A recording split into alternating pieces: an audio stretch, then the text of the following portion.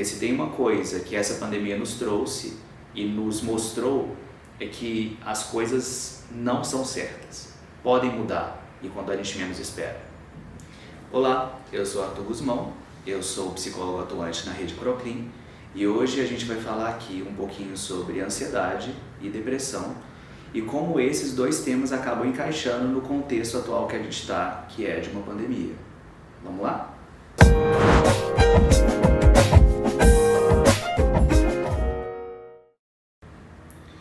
Acaba que hoje em dia, justamente pela situação da pandemia, como nós temos aqui, com as situações muito atípicas, a gente acabou observando que ultimamente as pessoas têm tido uma dificuldade muito grande para lidar não só com as emoções, mas também para poder identificar o que está acontecendo com elas ultimamente.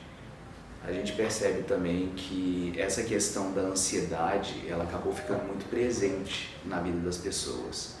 Não que não fosse uma coisa que já não estava aí.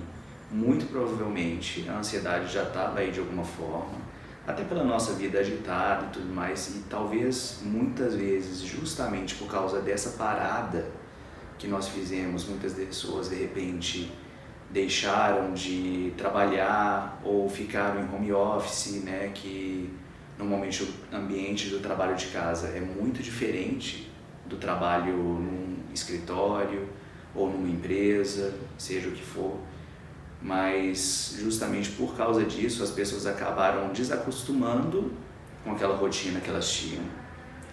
E a ansiedade que elas já poderiam estar sentindo, mas que muitas vezes estava camuflada por esse dia agitado e conturbado, muitas vezes ela começou a tomar forma no momento que a pessoa passou a ficar em casa, não só recebendo o estímulo do trabalho, que provavelmente o trabalho muitas vezes aumenta, mas também tendo que lidar com os problemas de casa, desde um simples almoço até os próprios filhos. E como se não bastasse os nossos problemas sociais e individuais que a gente vive tendo, vem a pandemia e nos força a ficar em casa, nos força a ficar isolados, a deixar de fazer coisas que a gente estava acostumado a fazer, aquela rotina que nós costumávamos a ter, ela se perdeu e teve que ser refeita de muitas formas. Algumas pessoas no trabalho não tiveram que fazer isso, como os profissionais de saúde, mas ao mesmo tempo nós tivemos que nos adaptar a uma nova realidade. E quer ou não, isso gerou estresse, isso gerou ansiedade. E algumas vezes isso também gerou depressão. Se a gente fosse pensar no isolamento, para muitas vezes pessoas que não estão acostumadas a isolar, eu coloco especialmente os idosos, eles muitas vezes se veem presos forçadamente por uma coisa que está muito além do nosso controle, que a gente tenta controlar com o isolamento social, e que por mais que seja importante que a gente fique dentro de casa, que a gente mantenha todas as medidas de segurança, é muito sofrido, não só para eles como para todos, mas a privação de liberdade causa nas pessoas uma sensação de, além de prisão, algumas vezes de vazio, algumas vezes de sentir que está perdendo o controle da vida muitas vezes.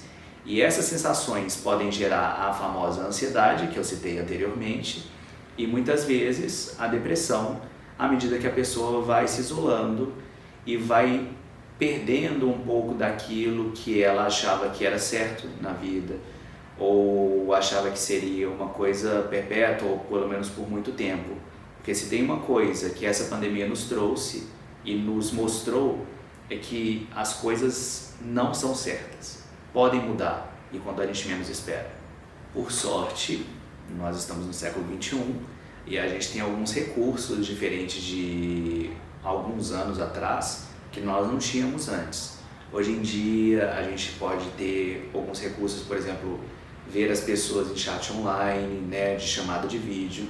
É claro que não é a mesma coisa que o contato humano, mas já supre alguma falta ali, já é importante. Algumas coisas, infelizmente, a gente acaba ficando privado mesmo de fazer, como por exemplo, aquela ida ao barzinho com os amigos, a gente já fica um pouco mais privado. Mas não significa que a gente não possa fazer novos jeitos de se ver, novos jeitos de interagir O que não pode haver é a falta de interação. Essa sim causa isolamento e a solidão e, consequentemente, pode trazer uma depressão, que é o que tem acontecido algumas vezes. E justamente no momento que a gente está, é um momento da gente reinventar as nossas formas de interagir, fazer o possível, inovar um pouquinho para que nós possamos estar em contato mesmo distantes. Algumas pessoas já fazem isso porque nós não podemos fazer. Não existe receita mágica para a gente enfrentar esse isolamento, mas tem coisas que nós podemos fazer que podem nos ajudar. Uma das coisas que a gente pode começar é reparar na nossa rotina de antes e ver como é que a gente pode reinventar essa rotina. É difícil de início, claro, mas a gente é muito flexível. Nós, seres humanos, a gente já adaptou a muita coisa. Então, nós também podemos mudar alguns cenários da nossa vida. E à medida que nós vamos reinventando a nossa rotina, à medida que nós vamos percebendo que nós temos capacidade disso, as coisas vão ficando um pouco mais fluidas, as coisas vão ficando um pouco mais tranquilas.